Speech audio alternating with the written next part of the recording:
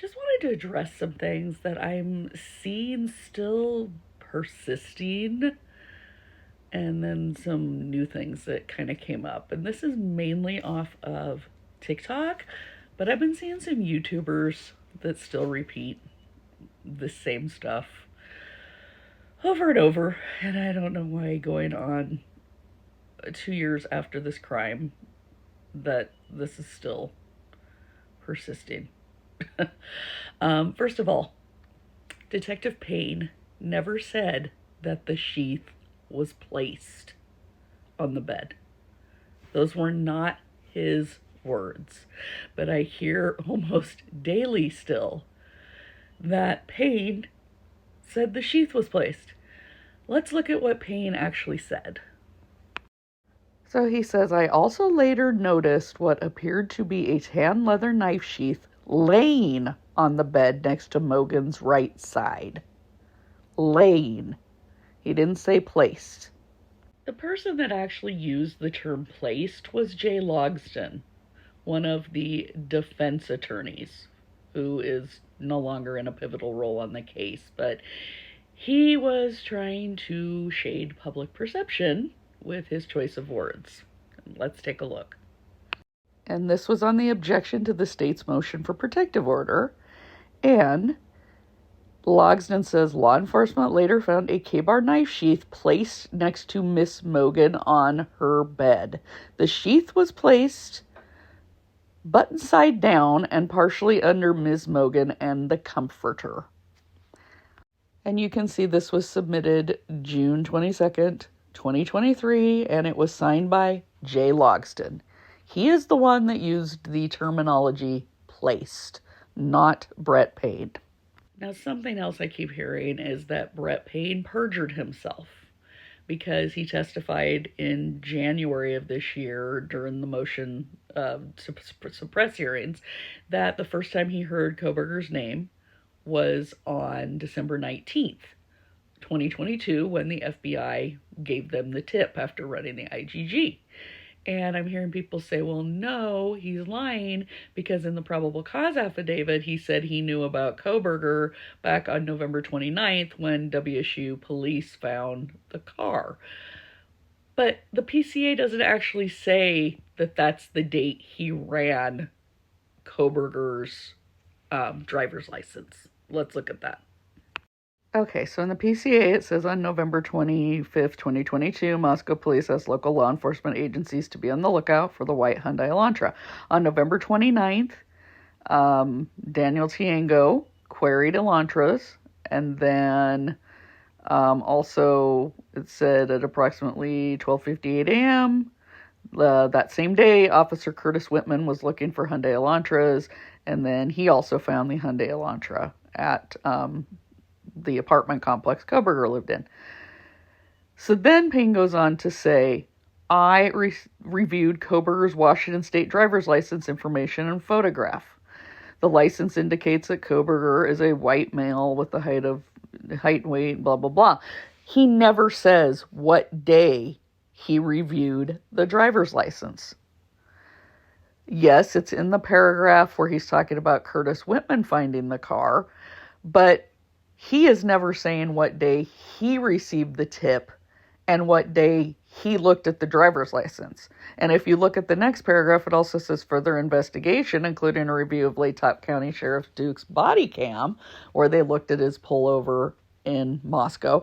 He's also not saying what day they did that. So we know that when WSU sent the information over to Moscow PD, that it didn't go anywhere. Nobody looked at it until they got the tip from the FBI with the name.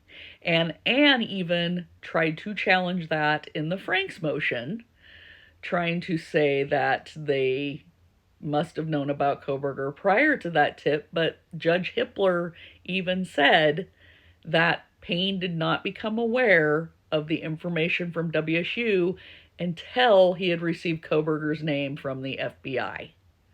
So there was no perjury. Hippler's already looked at that. Anne can ask him all he wants up at the trial when he first heard about Koberger, and if he says December 19th, he's not perjuring himself, because nowhere in the PCA does he specifically say, on November 29th, I looked at his driver's license. He doesn't say anything about what date he looked at it. So I just wanted to clear that up. And also, like I said, it's also been looked at as part of the Franks. And Hippler found no perjury. And then the other thing I wanted to discuss is Bertie Baum. That guy's like a walking plethora of misinformation. If he opens his mouth, it's false information. And earlier tonight, he was... This still just... I'm trying not to laugh, but also because I'm just like awestruck that people actually believe his stuff. He was taking the handprint off the window at 1122 King Road, and also one that was on that crashed Hyundai Elantra in Oregon, and overlaying them and trying to say they're an exact match. But there's some problems with that. And so anybody that's looking at this and believing that Bertie's made an exact match, please seek help. Okay, I overlaid these side by side. The handprint on the left is from 1122 King. The one on the right's from the Hyundai Elantra in Oregon. But the first problem you have with this is I made the handprint on the right bigger to try to look about the size of the one on the left. That is not a correct way to go about determining if something's the same. You'd have to know the exact dimensions of the windows, and then you would have to do them to scale. I don't know what the proper scale is for these because I don't know the dimensions of the windows. So just by blowing up the one on the right to make it look the same size as the one on the left, doesn't mean those handprints are going to match. Now what I did here is did what Bertie did, and I made it opaque and then started moving the one handprint over the other one. And Bertie was like, oh, direct match. But you look, even if you make it bigger, make it smaller, it doesn't line up 100% correctly. And again, we don't even know what the correct scale is. But you can just see how handprints kind of basically look the same anyway. You have the fingers, you have the palm. Anatomically, it's going to look the same. But that doesn't mean they're the same, that they're an exact match. And you wouldn't know unless you're actually trying to match them up based on an exact scale. And also another way you wouldn't even know anyways, you can't look at the fingerprints this way. You can't see. So there's no way to say that that's an exact match or that that's the same handprint.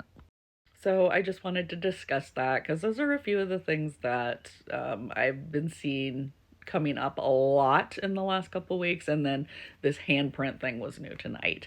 And just a reminder again that the car in Oregon had nothing to do with the case, and no, it was not ever registered to the owner of 1122 King Road, nor did he ever drive that car to Moscow and park it at 1122.